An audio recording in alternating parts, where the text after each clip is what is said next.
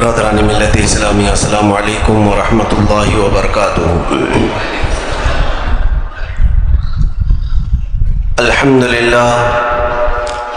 للہ الحنان المنان الذي خلق الانسان وعلمه البيان، والصلاة والسلام على رسوله سيد الانس والجان وعلى آلہ واصحابہ ذوی الخیر والاحسان، اما بعد فاعوذ باللہ من الشیطان الرجیم، بسم اللہ الرحمن الرحیم۔ شہر رمضان الذی انزل فیہ القرآن هدى للناس وبینات من الہدى والفرقان إلى آخر هذه الآية۔ صدق الله مولانا العظيم وبلغنا رسوله النبي الأمين المتين المختار الكريم، ونحن على ذلك لمن الشاهدين والشاكرين والحمد لله رب العالمين۔ بارگاہ رسالت معاب صلی اللہ علیہ وسلم میں درود پاک کا ہدیہ پیش کریں۔ اللہم صلی علی سیدنا و مولانا محمد معدن الجود والکرم، منبع العلم والحلم والحکم، وآلہ واصحابہ الکرام وابنہ الکریم، وبارک وسلم صلاة دائمة سرمدا ابدا۔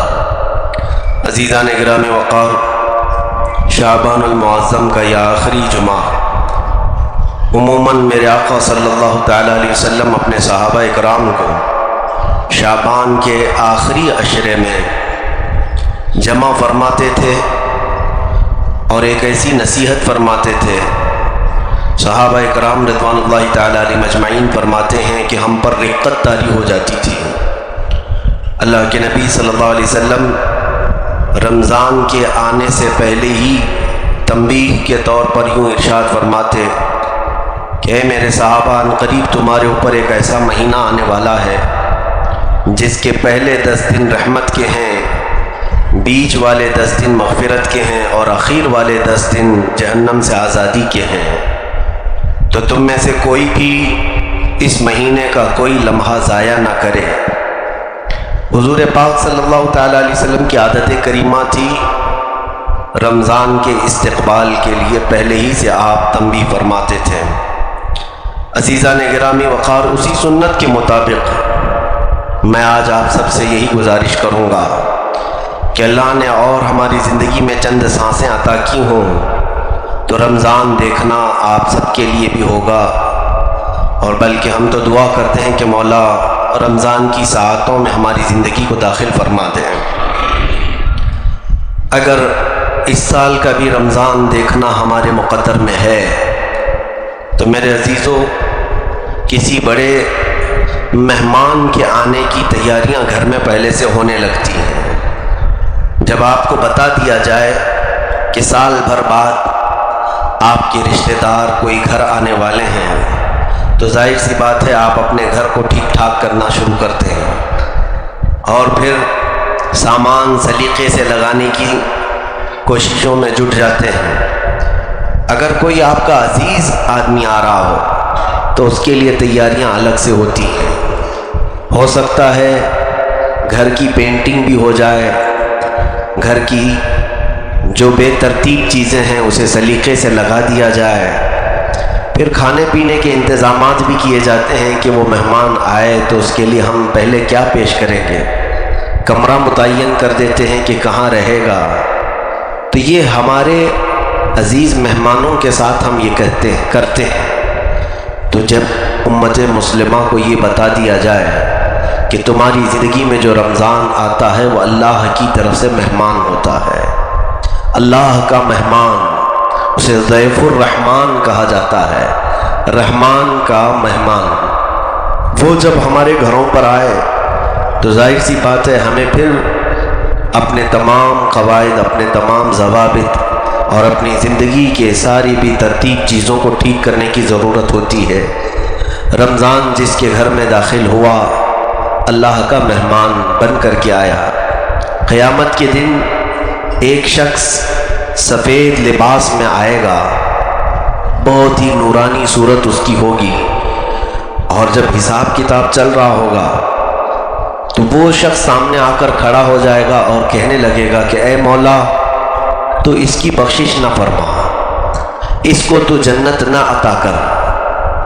تو وہ رب ذوالجلال کے حضور جب احتجاج کرے گا، اللہ رب العزت اس سے پوچھے گا کہ اس کے خلاف تو کیوں کھڑا ہے؟ تو وہ کہے گا کہ مولا، میں اس کے گھر مہمان بن کر کے گیا تھا، لیکن اس نے میری کوئی خاطر مدارات نہیں کی، میرے ساتھ نہ محبت کا سلوک کیا، نہ مجھے اس نے کچھ پوچھا۔ تو بندہ کہے گا کہ اے بندے، تو جھوٹ تو نہیں بول رہا ہے؟ پوری زندگی میں کبھی میں نے تجھے اپنے گھر آتے دیکھا تو نہیں، کبھی میں نے دیکھا نہیں کہ تو مہمان بن کر میرے گھر آیا تھا، تو ہے کون جو میرے خلاف مقدمہ کیا ہے؟ تو اللہ رب العزت خود فرمائے گا، اے بندے، یہ جھوٹ نہیں بولتا، یہ ماہ رمضان ہے، آج اسے شکل دی گئی ہے، یہ خوبصورت حسین نوجوان کی شکل میں جو آج آیا ہے، یہ میری طرف سے تیرے گھر بھیجا جاتا تھا ہر سال، اور اس نے تیرے خلاف آج مقدمہ کیا۔ قسم رب ذوالجلال کی، جس کے خلاف قرآن اور رمضان آ گئے وہ جنت میں کبھی جا نہیں سکے گا، بلکہ فرمایا گیا کہ جنت کی خوشبو بھی اسے قریب سے نہیں گزاری جائے گی۔ میرے عزیزوں، رمضان اور قرآن جس کے مقابل میں آ گئے، جس کے خلاف مقدمہ کر گئے، تو پھر اس کے لیے ٹھکانہ دوزخ ہی بننا ہے۔ اس لیے کبھی بھی رمضان کی بے حرمتی نہ ہونے پائے۔ اب آپ پوچھیں اس رمضان سے، جب قیامت کے دن وہ ہمارے خلاف مقدمہ کرے گا کہ اگر تو اللہ کا مہمان بن کر میرے گھر میں آتا تھا تو میں نے تیری کیا بے عزتی کی، میں نے تیرے ساتھ کیا برا سلوک کیا، آج تو اللہ کی بارگاہ میں میرے خلاف جو مقدمہ کیا ہے، میں نے کون سا تیرے ساتھ برا سلوک کیا تھا؟ رمضان جواب دے گا کہ اے بندے، جب تیرے گھر تیرے رشتہ دار میں سے کوئی مہمان بن کر آتا ہے تو اس کے لیے کشادہ ہو جاتا ہے، پھیل جاتا ہے، گھر صاف کرنے لگتا ہے، بے ترتیب چیزوں کو ترتیب دیتا ہے، لیکن جب میں آیا تو تیرے گھر میں برائیاں ویسی کی ویسی تھیں، تیرے گھر کے اندر ناچ گانے تو ویسی ہی تھے، تیرے گھر کے اندر دن میں کھانا پینا ویسے ہی جاری تھا، تیرے گھر کے اندر رات میں گانے بجانے کے ساتھ قرآن کو بند کر کے لہو و لعب فضول واہیات میں بیٹھنا ویسے ہی تھا۔ کیا تیرے گھر تیرا رشتہ دار مہمان بن کر آتا ہے، کیا تو اپنے گھر کی زمین کبھی صاف نہیں کرتا؟ کچرا ویسے ہی پڑا رہتا ہے۔ تو یہ رمضان کی حجت ہے جو ہمارے ساتھ ہوگی، رمضان کا مقدمہ ہوگا جو ہمارے ساتھ ہوگا۔ میرے عزیزوں، آج بہت سارے لوگوں کو جب یہ کہا جائے رمضان کی تیاری کرو تو سب کے دماغ میں سب سے پہلی چیز یہ گونج جاتی ہے کہ اب راشن بھرنا ہوگا، پورے مہینے کا سامان لے کر کے آئیں، افطاری کی چیزیں کیا کیا لگتی ہیں فروٹ لے کے آ جائیں، اور پھر گھر میں دسترخوان کی ضرورت ہے، پلیٹ چمچ کی ضرورت ہے۔ یہ تمام چیزوں کے انتظامات کا نام رمضان کی تیاری نہیں۔ رمضان کی تیاری اسے کیا ہے؟ اس طرح کی تیاریاں تو شادی کی بھی ہوتی ہیں، اس طرح کی تیاریاں آپ کے گھر کے فنکشن کی بھی ہوتی ہیں۔ رمضان کی تیاری میں لوگ کپڑوں کی خریداری کو سمجھتے ہیں کہ اب بازار میں جلد سے جلد ہم کپڑے خریدیں۔ یہ تمام ظاہری تیاریاں ہیں جو اسباب کے ساتھ متعلق ہیں، لیکن رمضان جس کی صفائی چاہتا ہے وہ تمہارے آنکھوں کی صفائی ہے، تمہارے دلوں کی صفائی ہے، تمہارے زبان کی صفائی ہے، تمہارے ہاتھ و پیر کی صفائی ہے، تمہارے گھر کے ماحول کی صفائی ہے۔ کیا مسلمان یہ نہیں کر سکتا کہ اللہ کا مہمان آ رہا ہے، میرے گھر آج سے ٹی وی بند ہو جائے، میرے گھر جو فضول واہیات ہوتے ہیں اس کو میں کسی طرح بند کر دوں، شرم تو کروں، اللہ کا مہمان میرے گھر آنے والا ہے۔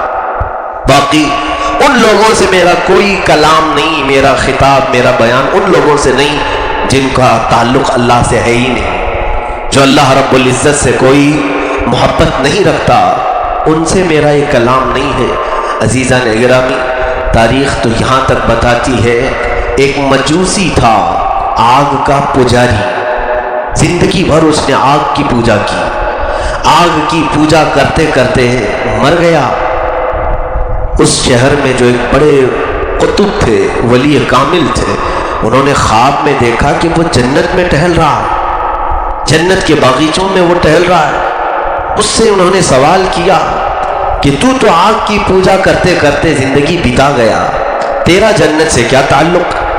اس مجوسی نے، آگ کے پجاری نے جواب دیا، اے اللہ والے ہیں، یقیناً میں نے زندگی پوری کفر و شرک میں بتا دی، ختم کر دی، صرف ایک بات میری زندگی میں ایسی آئی تھی کہ میں مسلمانوں کے رمضان کا بڑا ادب کرتا تھا۔ میرا بیٹا ایک دن بازار میں کھا رہا تھا رمضان کے وقت، تو میں نے زوردار اس کے چہرے پر تھپڑ مارا اور کہا، کمبخت تجھے معلوم نہیں یہ مسلمانوں کا رمضان ہے، اس میں سارے لوگ بھوکے رہتے ہیں، وہ کھاتے پیتے نہیں، تجھے معلوم نہیں رمضان کو وہ اللہ کا مہمان سمجھتے ہیں، تو علل اعلان بازار میں کیسے کھا رہا ہے؟ میرے بچے نے کھانا پینا پھینک دیا اور توبہ کر لیا۔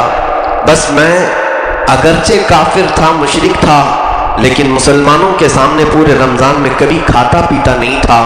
تو جب میری موت قریب آئی تو ایک حسین و نوجوان میرے سامنے آیا، میں بستر پر تھا، اس حسین نوجوان کے پاس بہت ساری میٹھی چیزیں تھیں اور جنت کی خوشبوئیں دکھا رہا تھا۔ میں نے پوچھا کہ اے نوجوان، مجھے تیرے ہاتھ میں جو ہے وہ چاہیے۔ اس نے کہا، بس میں رمضان ہوں، اگر تو ایک بار اللہ پر ایمان لے آئے تو میں یہ ساری چیزیں تجھے دلاتا ہوں۔ تو نے میرا ادب کیا تھا، تو نے میرا احترام کیا تھا، اس لیے تیری موت سے پہلے میں تیرے پاس آیا ہوں تجھے بتانے کے لیے کہ یہ جو جنت کی خوشبو تو میرے پاس دیکھ رہا ہے، یہ جو میٹھی چیزیں مشروبات تو دیکھ رہا ہے، یہ اس کے لیے ہے جو ایمان پر انتقال کرتا ہے۔ تو یہ مجوسی کہتا ہے، میں نے فوراً کلمہ طیبہ پڑھا اور ایمان لایا، چند ساعتوں کے بعد میرا انتقال ہوا، مجھے ایمان والوں میں اٹھایا گیا، اور اسی رمضان کی شفاعت تھی، اس کی سفارش تھی کہ اللہ رب العزت نے مجھے جنت میں مقام عطا فرمایا۔ عزیزان گرامی وقار، غیر مسلم یا کافر مشرک ہو کر اگر وہ رمضان کا ادب و احترام کرے تو موت کے قریب رمضان اس کی سفارش کے لیے آ جاتا ہے۔ رمضان اس کے لیے اللہ کی بارگاہ میں احتجاج کرتا ہے کہ مولا تعالیٰ اس سے تو بخش کر جنت عطا کر۔ لیکن ہمارے معاشرے میں بعض لوگوں نے اس کو آپشنلی سمجھا ہے۔ روزے کو کیا سمجھتے ہیں؟ آپشنلی ہے، بلکہ یہ پوچھتے بھی ہیں، تیرے کتنے روزے ہوئے، تیرے کتنے روزے ہوئے؟ کیوں یہ پوچھا جاتا ہے؟ مسلمان ہے، مسلمان سے یہ پوچھنا بھی نہیں چاہیے کہ روزہ ہے یا نہیں رمضان میں، رمضان میں تم روزہ ہو یا نہیں ہو، پوچھیں بھی نہیں، بلکہ یہ ایسا فرض ہے کہ ایک روزے کے ترک پر، ایک روزے کے چھوڑنے پر قیامت کے دن اسے 900 سال تک دوزخ میں رکھا جائے گا، محض ایک روزے پر۔ 900 سال جانتے ہو کتنے ہوتے ہیں؟ یہاں سال دنیا کا بیتتا نہیں، گزرتا نہیں، اور وہ دوزخ کے 900 سال کیسے گزارے جائیں گے؟ اس لیے جن کی زندگیوں میں قضا ہوئے ہیں روزے، وہ قضا بھی کر لیں۔ نفل روزے رکھنے سے بہتر ہے کہ زندگی میں جو چھوٹ گئے انہیں قضا کر لیں، مرد ہوں کہ عورتیں ہوں۔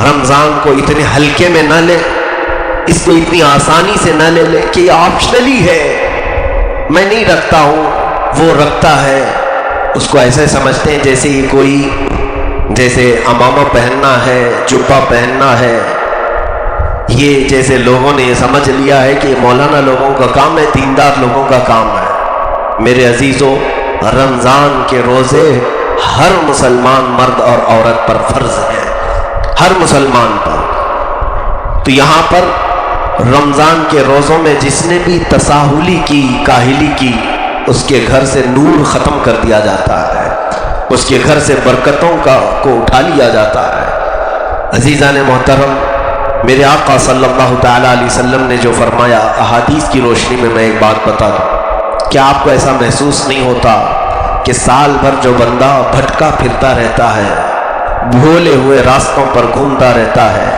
رمضان آتے ہی وہ اپنے مولا کی چوکھٹ پر آ جاتا ہے، رب تعالیٰ کے دربار میں جھکنے لگتا ہے۔ ایسوں کو ہم نے دیکھا جو سال بھر نہیں آتے تھے، لیکن رمضان کے چاند دکھتے ہی مسجدیں کھچا کھچ بھر جاتی ہیں، تراویح میں، فجر کی نمازوں میں، مغرب میں، افطار میں، یہ جو ہجوم آتا ہے مسجدوں کا، پھر سال بھر وہ دیکھنے کو منظر نہیں ملتا۔ اس کی وجہ کیا ہے؟ یہ رمضان کا اس قدر احسان ہے ہمارے اوپر کہ بچھڑے ہوئے لوگوں کو یہ رحمان سے ملا دیتا ہے، مولا سے قریب کرتا ہے۔ جو بندے دور دراز جا چکے میرے مولا سے انہیں پھر واپس کھینچ کر کے لاتا ہے۔ جنہوں نے پورے سال میں قرآن کو اٹھایا نہیں ان کے ہاتھوں میں بھی قرآن آ جاتا ہے۔ جنہیں تسبیح پڑھنے کا موقع نہیں ملتا تھا رمضان انہیں ہاتھوں میں تسبیح بھی تھما دیتا ہے۔ جو رات میں کبھی اٹھنے کو گوارا نہیں کرتے انہیں صبح کا سپیدہ ظاہر ہونے سے پہلے ہی سحری میں اٹھا دیتا ہے۔ جانتے ہو آپ سحری کا جو وقت ہے وہ میرے رب کا سب سے پسندیدہ وقت ہے۔ اسی وقت تو اولیاء کاملین تہجد ادا کیا کرتے تھے۔ یہ سحری کا جو وقت ہم اٹھتے ہیں اس میں تہجد پڑھی جاتی تھی اور پھر بارگاہ الہی میں جو دعائیں کی جاتی۔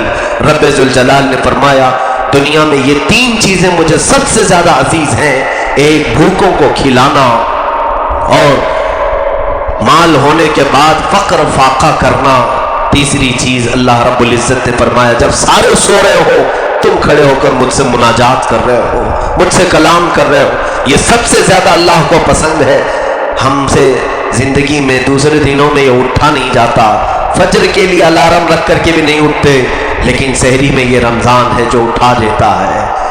چاہے نہ چاہے بھی لوگ اٹھ جاتے ہیں، اور اس وقت کاش میرے مولا سے چند مناجات کر لیں۔ زندگی کی یہ سب سے اہم ساعات ہے، سب سے عظیم ساعات ہے۔ دیکھو وہ وقت ہے جب گنہگار بھی، بڑے بڑے مجرم بھی اپنے گناہوں کے اڈوں کو سجا کر رات ختم کرتے اپنے بستروں پر جا رہے ہوتے ہیں اور تم مولا کے حضور کھڑے ہو رہے ہوتے ہو۔ اکثر لوگوں کی جو زندگی ہے گناہوں پر گزرنے والی، ان کی تو راتیں ہی ہوتی ہیں دن کے برابر، وہ رات بھر تماشے کرتے ہیں، لیکن جو ہماری سحری کا وقت ہوتا ہے یا ان کے سونے کا وقت قریب آتا ہے، 4 بجے کے قریب، 5 بجے کے قریب سارے بستر پر جا رہے ہوتے ہیں، اس وقت تم مولا کے حضور کھڑے ہو رہے ہوتے ہو۔ رب ذوالجلال ان کے گناہوں پر اگر جلال میں آتا ہے تو پھر تمہارے عبادت میں کھڑے ہونے پر اس کا جمال بھی ظاہر ہوتا ہے، اس کی رحمت بھی ہم سب کے لیے عام ہوتی ہے۔ عزیزان گرامی، یہ تمام وہ چیزیں ہیں جو ہماری زندگی میں انقلاب لاتی ہیں، چینجنگ لاتی ہیں۔ نہیں پڑھنے والا پڑھنے لگا قرآن کے اوپر۔ میں نے یہ بھی دیکھا ہے، ایک نوجوان کو مسجد میں دیکھا، قرآن پاک میں حافظ ہوں، اتنی تیزی سے نہیں پڑھ پاتا جتنے وہ جلدی جلدی اس طرح سے پڑھتا جا رہا ہے اور آنکھ پلٹتا جا رہا ہے۔ مجھے ایسا لگا کہ بغیر تجوید کے کہیں بہت فاسٹ تو پڑھ کر کے یہ غلط تو نہیں کر رہا ہے۔ اسے میں بلا کر روکا کہ بیٹا آپ اس طرح اتنی تیزی سے کیسے پڑھ رہے ہو کہ اتنی جلدی جلدی تمہارے ورق پلٹ جاتے ہیں، میرا ایک صفحہ نہیں ہوتا کہ تمہارے 2 ورق ہو جاتے ہیں۔ اس بچے نے کہا بڑے نمناک آنکھوں سے کہا حضرت بات یہ ہے زندگی میں کبھی میں نے قرآن سیکھا ہی نہیں، میں نے قاعدہ بھی نہیں سیکھا ہے، مجھے قرآن تو دور ہے، الف با بھی نہیں آتے۔ کہا بیٹا پھر یہ کیا کر رہا ہے؟ کہا کہ میں قرآن کے اوراق پر صرف ہاتھ پھیرتا ہوں تاکہ اللہ تعالیٰ وہ پڑھنے والوں میں مجھے دیکھ کر رحم تو فرمائے، کہ نہیں آتا ہے اس نے چھوڑ تو نہیں دیا۔ میں اس وقت رمضان کے اس احسان پر قربان جاؤں۔ عزیزان گرامی، یہ وہ پاک مہینہ ہے جو بھولے بھٹکوں کے ہاتھوں میں بھی قرآن تھما دیتا ہے، جسے نہیں آتا اسے بھی پکڑا دیتا ہے۔ تراویح کے وقت ارے میاں یہاں سال بھر عشاء کی نماز پڑھنا بھاری پڑتا ہے لوگوں کو، ہے کتنی رکعت؟ 4 رکعت فرض نماز امام کے پیچھے کبھی لوگوں کو لمبی لگتی ہے، لیکن ہے کہ یہ رمضان ہے جو ایک پارہ سننے پر بھی تمہیں اکتاہٹ نہیں دلاتا۔ 20 رکعتیں پڑھ لیتے ہو اور پھر وہ بھی مزے سے پڑھتے ہیں۔ میں ان لوگوں کی بات نہیں کرتا جن کو نماز سے شغف نہیں، تعلق نہیں، جن کا مسجدوں میں دل نہیں لگتا، لیکن اکثر میجورٹی ہماری الحمدللہ رمضان میں مسجدوں کو آباد کرتی ہے۔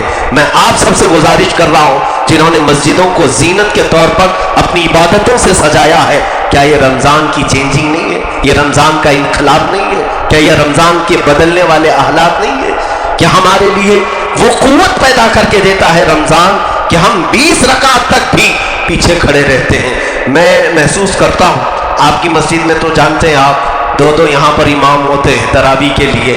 میں برسوں سے الحمدللہ اب یہ شاید 20واں سال ہوگا میری تراویح کا، انشاءاللہ رب ذوالجلال زندگی کے آخر سانس تک مجھے قرآن پاک کے ساتھ شغف اور تراویح کے ساتھ تعلق قائم رکھنے کی توفیق عطا فرما۔ میں نے محسوس کیا تھا تقریباً 18 سال تک میں کسی کے ساتھ شیئر نہیں کیا ایک رکعت بھی. میں 20 پڑھاتا ہوں تو پڑھاؤں گا, میں نے کبھی شیئر نہیں کیا تھا.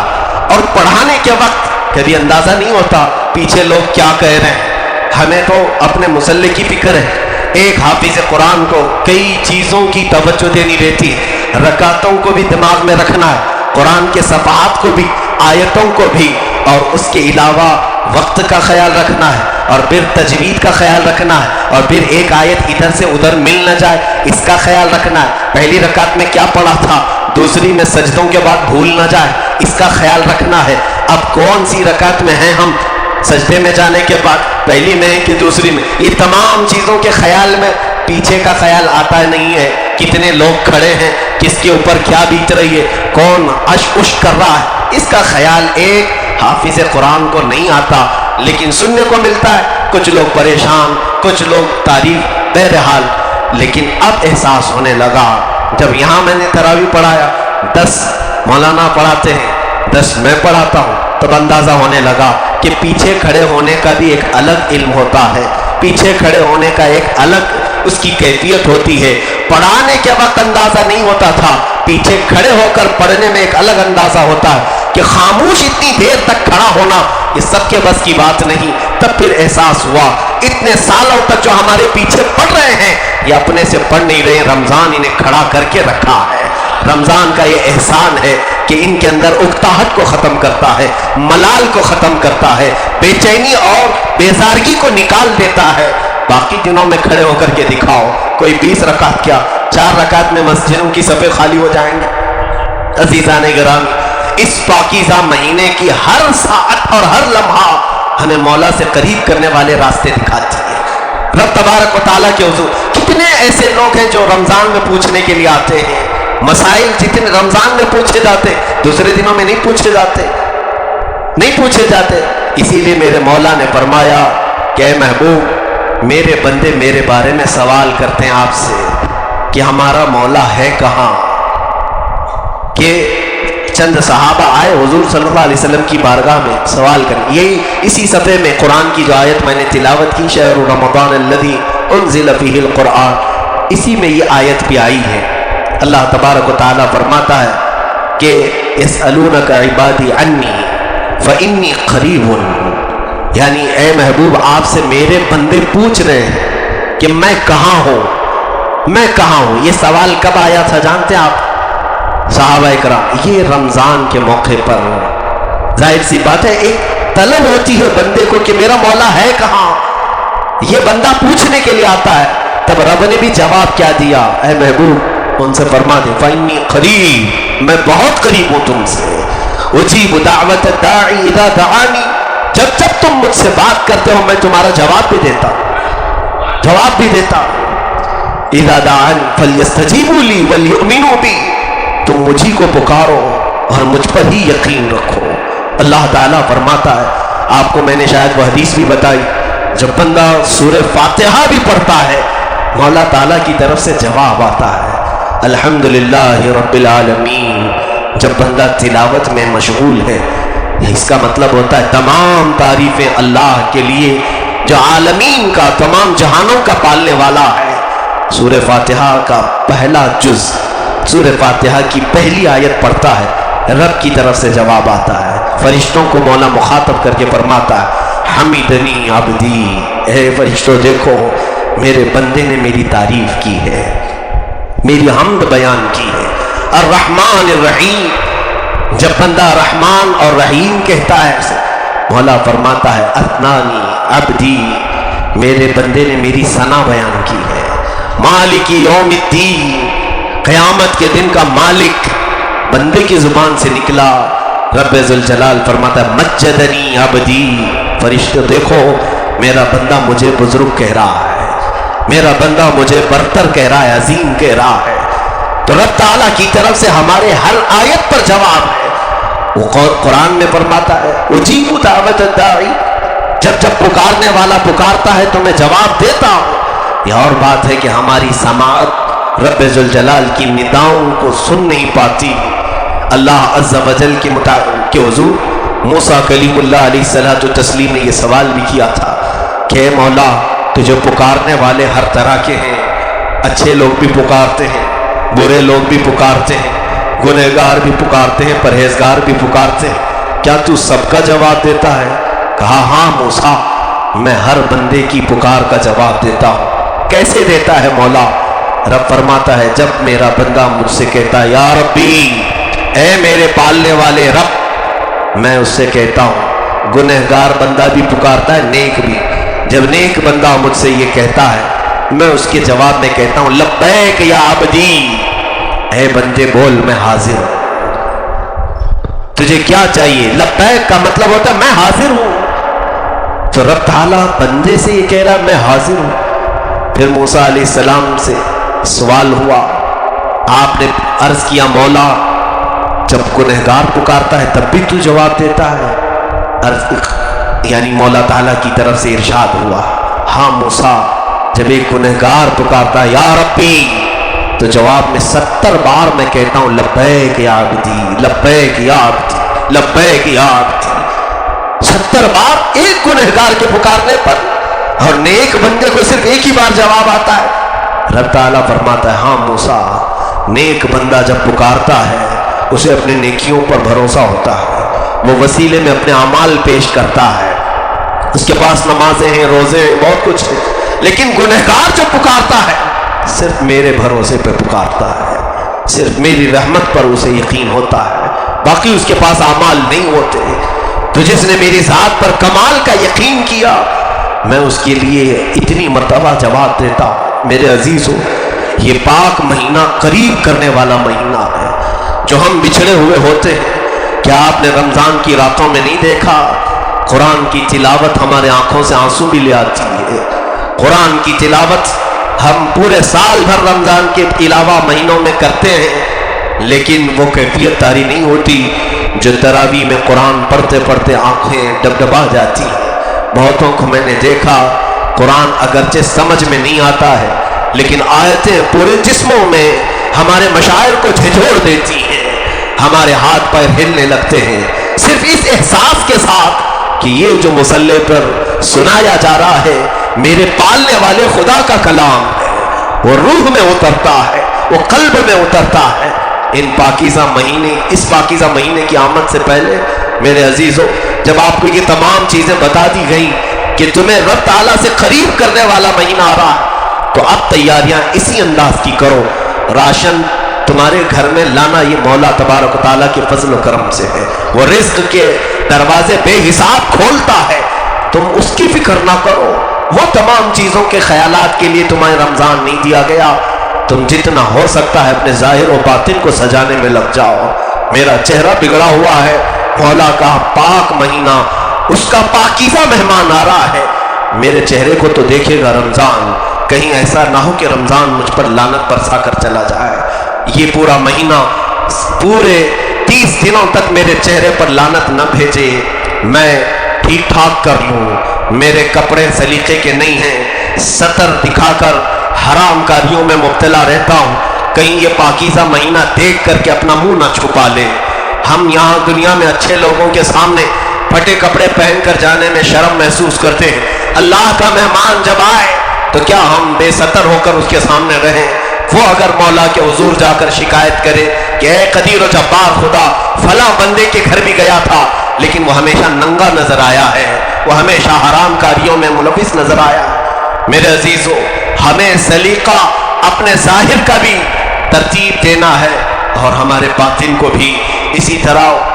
گھر کی خواتین، بچیاں بھی رمضان کی تیاریوں میں لگ جائیں، اپنے بچوں کو بھی تیاری کے لیے ایسے ان کے دماغ کو، ذہن کو تیار کریں کہ ان کے دلوں میں لگنے لگے کہ کوئی بارعب شخصیت ہمارے گھر آنے والی ہے، کوئی ہیبت والی چیز ہمارے گھر آنے والی ہے۔ اور بچپن سے یہی ہوتا تھا، صحابہ کرام رضوان اللہ تعالی علیہ مجمعین اپنے چھوٹے ننھے بچوں کو، جبکہ روزہ فرض نہیں ہے ان پر، بالغ ہونے کے بعد روزہ فرض ہوتا ہے، لیکن 4 سال کے بچے، 5 سال کے بچے روزہ رکھتے رہے۔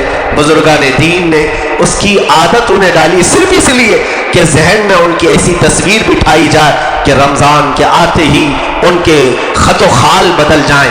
زندگی میں ہم نے آج بھی دیکھا ہے، ہمیں بچپن میں جو بتایا گیا تھا بزرگوں کے ذریعے سے، ہمارے والدین کے ذریعے سے، اس کا اثر آج بھی ہوتا ہے۔ مجھے یاد ہے بہت چھوٹا سا مسئلہ، بلکہ مسئلہ کوئی چھوٹا نہیں ہوتا ہے، لیکن چھوٹی زندگی تھی ہماری، غالباً ہماری عمر 5-6 سال کی قریب کی ہوگی، روزہ رکھا تھا اور والدین بڑا اس کا اہتمام کرتے تھے۔ بچے جب روزہ رکھتے ہیں، ہوتا ہوگا آپ کے گھروں میں بھی، انہیں پھول پہنائے جاتے ہیں، ان کے اعزاز کے لیے انہیں مسجد لایا جاتا ہے، نیا جوڑا پہناتے ہیں، یہ اچھا کام ہے، ان کو حوصلہ افزائی ہوتی ہے، انہیں لگتا ہے کہ ہم نے ایک بڑا کام کیا ہے۔ بچپن میں ایسا ہوا کہ بھول کر کے کھیلتے کھیلتے پانی پی لیے، اور اس وقت بڑا غم ہوا کہ دوستوں نے چڑھانا شروع کر دیا کہ اس کا روزہ چلا گیا، روزہ چلا گیا۔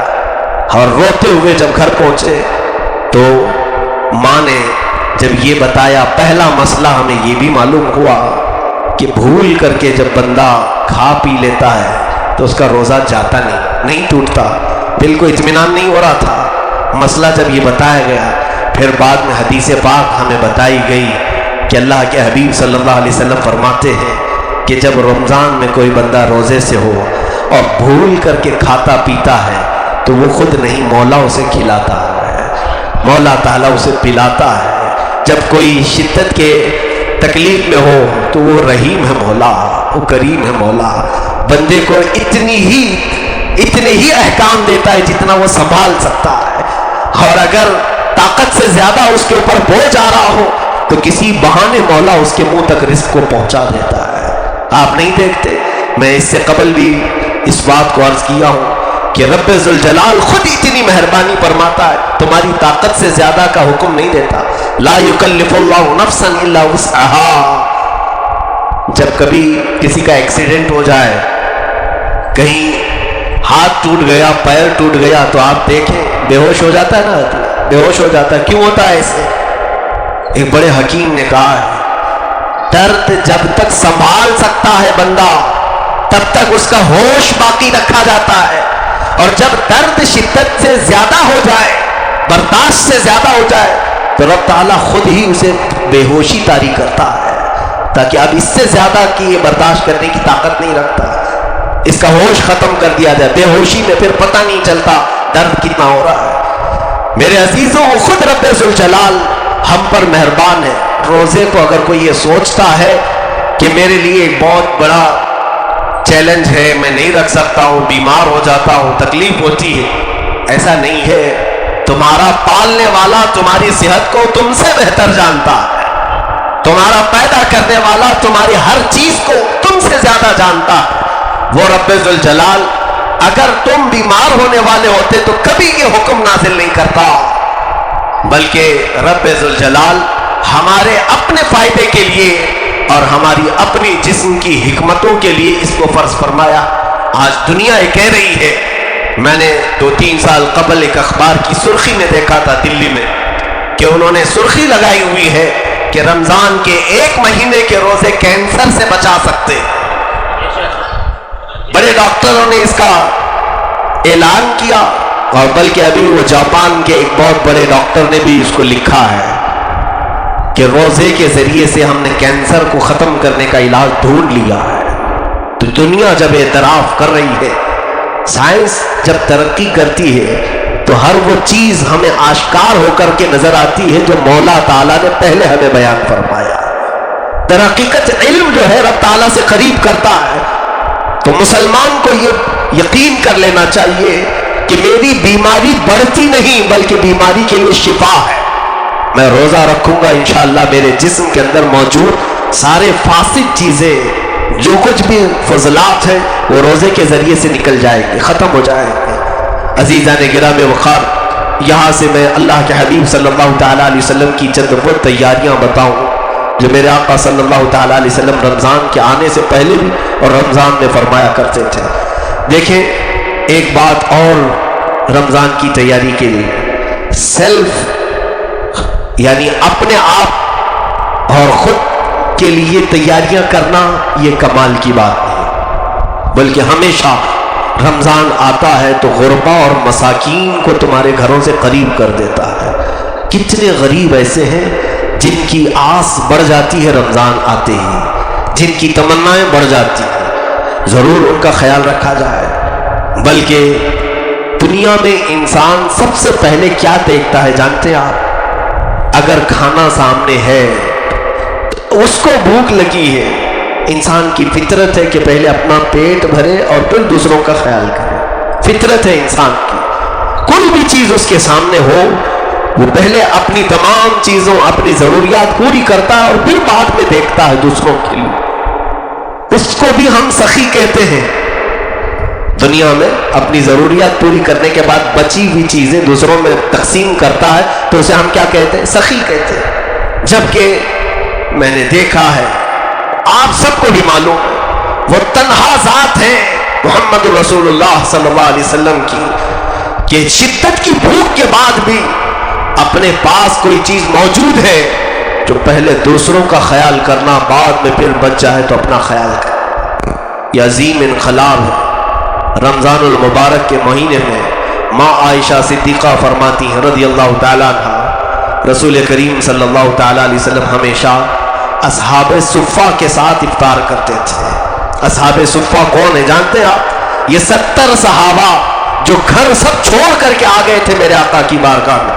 ان کے گھر نہیں تھے، یہ سارے رشتہ داروں کو چھوڑ کر کے آئے تھے، یا تو ان کے گھروں والوں نے انہیں تکلیف دی تھی، انہیں اپنے گھروں سے نکالا تھا، جائیدادیں چھین لی تھی، ان کے گھروں پر قبضہ کیا تھا، مارا تھا، تکلیفیں دی تھی۔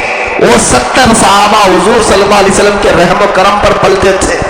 مسجد نبوی میں ایک کٹا، ایک چبوترا بنایا گیا تھا، ایک چھپر ان کے سروں پر چھت کے قسم سے ڈال دیا گیا تھا۔ کھجور کے جو چھال ہوا کرتے، کھجور کے جو پتے ہوا کرتے، اس کی چھت تھی، اور اس کے نیچے یہ 70 صحابہ بیٹھا کرتے تھے۔ اور ان کے کھانے پینے کا انتظام کیا تھا؟ جو بھی میرے آقا صلی اللہ علیہ وسلم کی بارگاہ میں صدقات پہنچتے تھے، ہدایہ یا تحفے پہنچتے تھے، میرے آقا صلی اللہ علیہ وسلم انہی صحابہ کے درمیان وہ تقسیم کر دیتے تھے، ان کو کھلا پلا دیا کرتے تھے۔ انہی 70 صحابہ اکرام کو، جو غریب اور مسکین جس کو ہم دنیا میں کہتے ہیں، اس طرح کی کیفیات ان کے اوپر طاری تھی۔ رسول کریم صلی اللہ علیہ وسلم ہمیشہ آپ کا معمول تھا کہ ان صحابہ کے ساتھ بیٹھ کر کے افطار کرتے تھے۔ کہیں ان کے ذہن میں یہ بات نہ آئے کہ اللہ کے نبی صلی اللہ تعالیٰ علیہ وسلم، آپ کے لیے پوری دنیا بچھا دی گئی ہے، آپ اپنے ساتھ اچھی اچھی چیزیں کھا رہے ہوں گے اور ہم غریب صحابہ جو بچ جاتا ہے وہ کھا لیتے ہوں گے۔ نہیں، رسول کریم صلی اللہ علیہ وسلم اپنے حجرے سے نکل کر ان صحابہ کے درمیان میں بیٹھتے تھے، ان کے ساتھ وہی کھاتے تھے جو صحابہ کھا رہے تھے۔ بلکہ ایک برتن میں دودھ اگر آتا، اللہ کے حبیب صلی اللہ علیہ وسلم صرف اس کو منہ لگا کر کے دے دیتے، سارے 70 صحابہ اس ایک پیالے سے افطار کر لیتے تھے۔ یہ کیفیت افطار کی رمضان المبارک میں رسول کریم صلی اللہ علیہ وسلم کے ساتھ بیٹھے ہوئے صحابہ کی تھی۔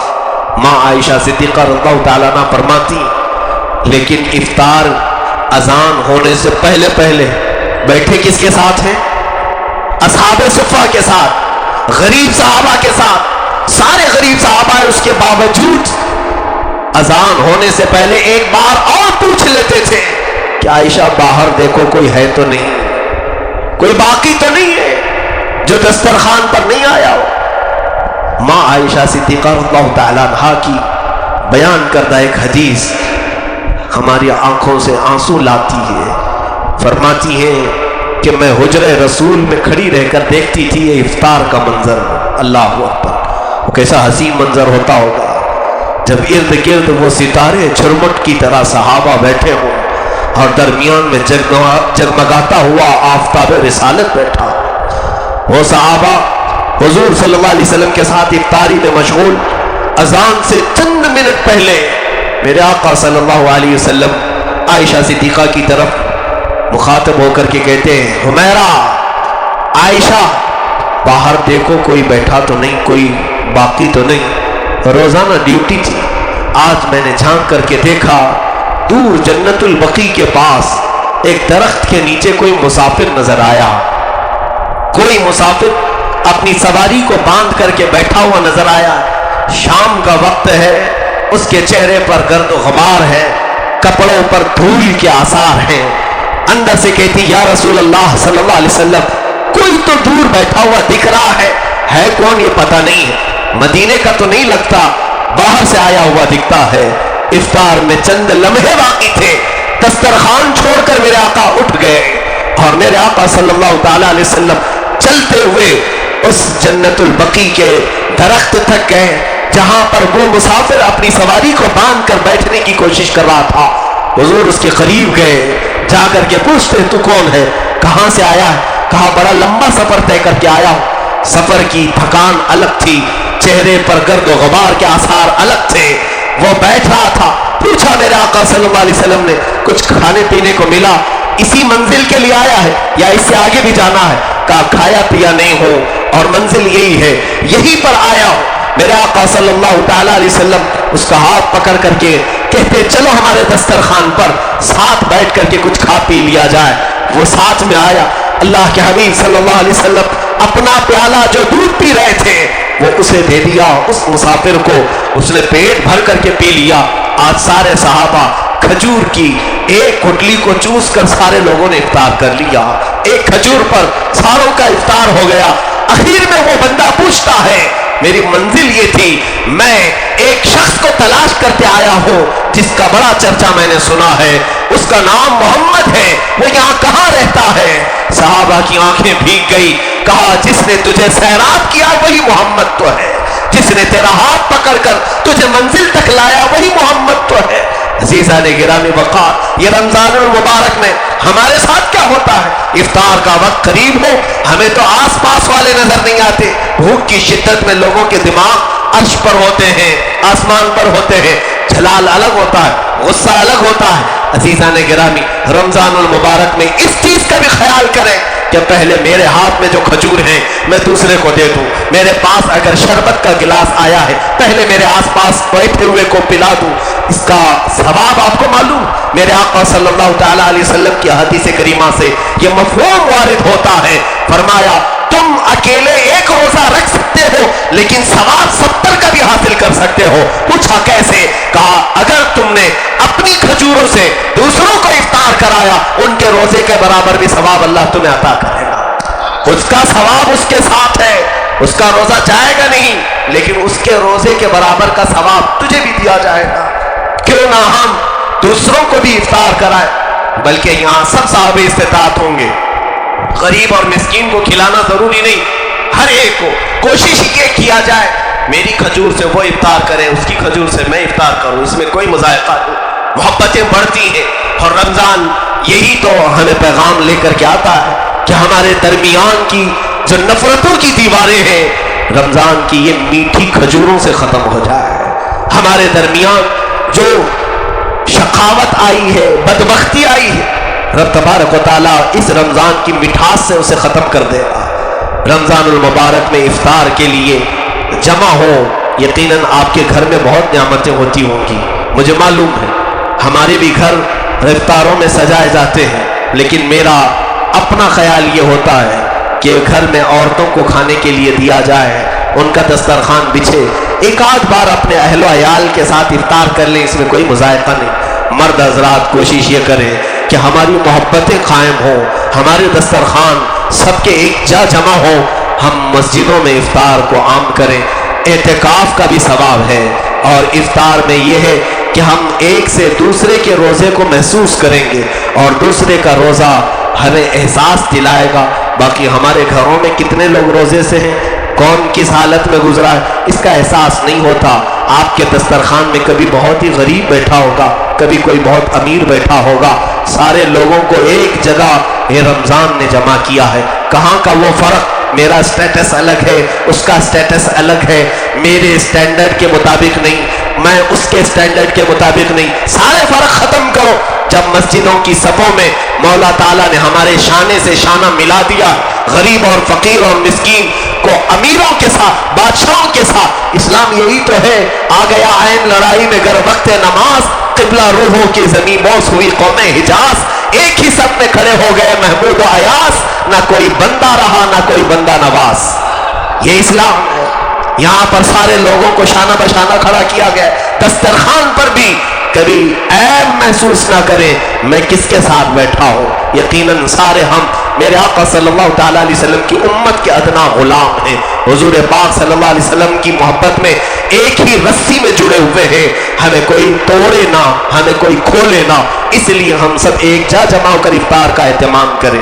اس کے علاوہ دوسروں کا خیال رکھنے کی تیاریاں ابھی سے ہمارے ساتھ ہوں۔ میرے ہاتھ کا شربت کوئی دوسرا پی لے، میرے ہاتھ کی کھجور کوئی دوسرا کھا لے، اس چیز کا اہتمام تمہارے اندر انفاق فی سبیل اللہ کو پیدا کرے گا، تمہارے اندر سخاوت کا جذبہ لائے گا، تمہارے اندر جانثاری کا جذبہ لائے گا۔ یہ رمضان کے اندر بہت ساری چینجنگ ایسی آتی ہے جو صحابہ کرام کے واقعات آپ سنتے ہیں، جنگ کے موقع پر زخمی ہو کر کے گر گئے ہیں اور ان کی روح نکلنے والی ہے۔ ایک صحابی کہتے میں پانی لے کر کے ان کے قریب پہنچا، انہیں پانی پلا دوں، ان کے منہ کے قریب کھٹوری کیا تھا، ان کو ایک دوسرے زخمی صحابی کی آواز آئی کہ وہ العطش العطش کہہ کر پکار رہے تھے، ہائے پیاس پیاس۔ ایمان آپ کو سچ بات بتاؤ کہ موت کے قریب سب سے زیادہ شدت کی چیز اگر کوئی ہمارے پاس آتی ہے تو پیاس ہے۔ وہ صحابی جو زخمی ہو کر گرے تھے، یہ پانی پلانے والے صحابی کہتے ہیں میں پانی پلا رہا تھا، انہوں نے اپنے ہونٹوں سے کھٹوری ہٹا دی، کہا دیکھو مجھے کسی اور کی آواز آ رہی ہے، شاید اس کو میرے سے زیادہ حاجت ہے پانی کی، اسے پلاؤ۔ یہ پانی پلانے والے صحابی کہتے ہیں میدان میں گھومتے ہوئے زخمیوں کو پانی پلانے کا ہی کام کرتا تھا، دوسرے کے پاس پہنچا تو ایک تیسرے کی آواز آئی، انہوں نے بھی نہیں پیا، کہا اسے پلا کے آؤ، پہلے اسے پلا کے آؤ۔ تیسرے کے پاس گیا تو وہ دم توڑ چکے تھے، پانی نہیں پلا سکا، میں سوچا واپس ان دو کو پلاؤ جنہوں نے اپنے بھائیوں کے لیے منہ سے کھٹوری ہٹائی تھی، واپس آ کر کے دیکھا تو وہ دونوں بھی فوت ہو چکے تھے، دونوں کی روحیں نکل چکی تھی۔ وہ مشکیزہ لے کر کھڑے رہے صحابی، کون سا معاشرہ میرے آقا نے پیدا کیا تھا، کون سا انقلاب رسول گرامی وفات صلی اللہ تعالیٰ علیہ وسلم نے پیدا کیا تھا۔ موت کے وقت بھی وہ پانی اگر کوئی دوسرا زیادہ حاجت مند ہوتا تھا تو ہٹا دیا کرتے تھے۔ یہاں موت نہیں میرے عزیزوں، اسے بھوک ہی تو لگتی ہے، افطار کے وقت بھوک اور پیاس ہی تو ہوتی۔